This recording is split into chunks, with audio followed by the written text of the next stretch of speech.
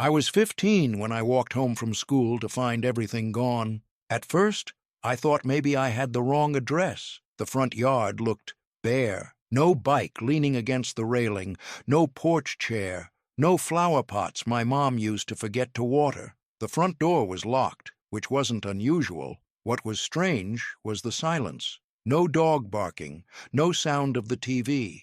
No warm smell of dinner wafting out from the kitchen window, just silence, and that strange hollowness, like the air had been scooped out of the house. I stepped around to the side and peeked through the living room window. Nothing.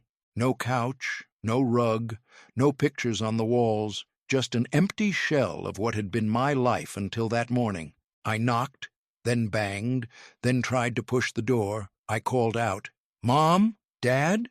Nothing. I stood there on the porch for 15 minutes, backpack still on, waiting for someone to pop out and tell me it was a joke, that we were moving and they forgot to tell me, that they had a surprise planned. No one came. Eventually, I walked the 2 miles to my Aunt June's house, legs trembling. When she opened the door, her eyebrows lifted in surprise. "You're still here?" she asked. My throat was dry. "What do you mean?" Her face tightened. She looked over her shoulder before she stepped aside and whispered, "You moved this morning. Why are you not with them?" "I didn't move," I said. "No one told me anything." She looked horrified. She tried to call my parents, but no answer. I tried from my own phone. This time, my mom picked up. "It was easier this way," she said quickly, almost like a reflex. "Don't make this harder than it needs to be." Then the call dropped. I tried again. Blocked. No one came back. No one explained. No one left a note. Aunt June offered to let me stay, but she was older, sick, living in a 1-bedroom apartment with a broken heater. She gave me food and some money and cried when I left. I slept in my friend Jay's garage for the next month, on a lawn chair, wrapped in old blankets and the leftover insulation from his dad's hardware job. At school, I didn't tell anyone. I just kept showing up. I showered at the gym, did my homework in the library, and said I was staying with cousins for a while. Jay's family never asked questions. They didn't have much either. But they let me sleep under their roof, and I will never forget that. By the time I graduated, I'd learned how to work quietly, save aggressively, and hide pain better than most people could hide their excitement. I got into a local college, took night classes, and worked 3 part-time jobs. I told myself that if I could just make it through the next 4 years, I'd never need anyone again. I never saw that street again. I never saw them again. 10 years passed. I became someone else, someone better. I changed my name legally, first and last. It was part of a rebrand, a rebirth. I earned a degree in software engineering, then another in finance. I worked at a hedge fund for a while, then moved into private equity. By 26, I had launched my own company. Quietly, of course. My name wasn't on any banners, no headlines. I operated through holding firms and shell entities. I didn't want attention. I wanted distance. And then the moment came.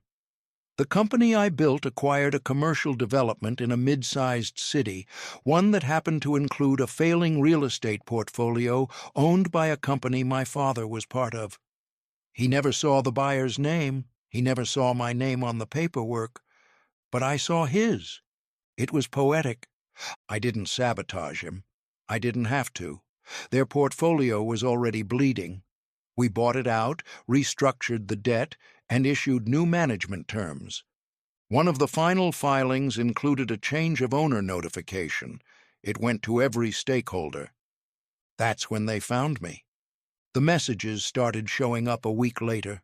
Emails from old addresses, voicemails from unknown numbers, letters mailed to the company's headquarters. One day, my assistant walked into my office, pale, holding an envelope. Inside was a handwritten note in shaky script. "Please, just tell us what this means." Another message followed a day later. "Dad's crying every day. He keeps saying we shouldn't have left him." I read them. I saved them. I didn't respond. More voicemails came. We weren't thinking straight. We were scared. Things were hard. Your mom was dealing with things. We didn't know how to talk to you. We thought if we left it would be easier. We thought you'd be okay. But no one ever said, "I'm sorry." Not really. Not until a year later, when I attended a conference in New York. My name had been printed on the event brochure. Someone must have sent it to them, because when I got back to my hotel, a note had been left at the front desk. "Your mother is in the hospital. We'd like you to come, even if you never speak to us again." I didn't go. It wasn't spite. It wasn't revenge. It was just done. They made a choice. They erased me. I built a life out of the ashes they left behind. I didn't owe them anything anymore. Years have passed. I now live in a quiet part of the coast with a view of the ocean and a schedule that lets me teach coding workshops to teenagers who feel invisible. I speak at conferences, I invest in small startups run by kids with no safety nets, and every so often another message arrives. "We hope you're doing well. Even if you hate us, just know we never stopped loving you." I don't reply, but I read everyone. Somewhere in a drawer at home, I have a folder labeled Then. Inside are printed copies of every letter, every voicemail transcript, every screenshot from that week I lost everything.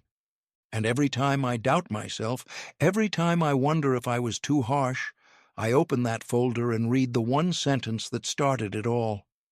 "It was easier this way. Now I understand. Easier for them. Never for me. And that makes all the difference."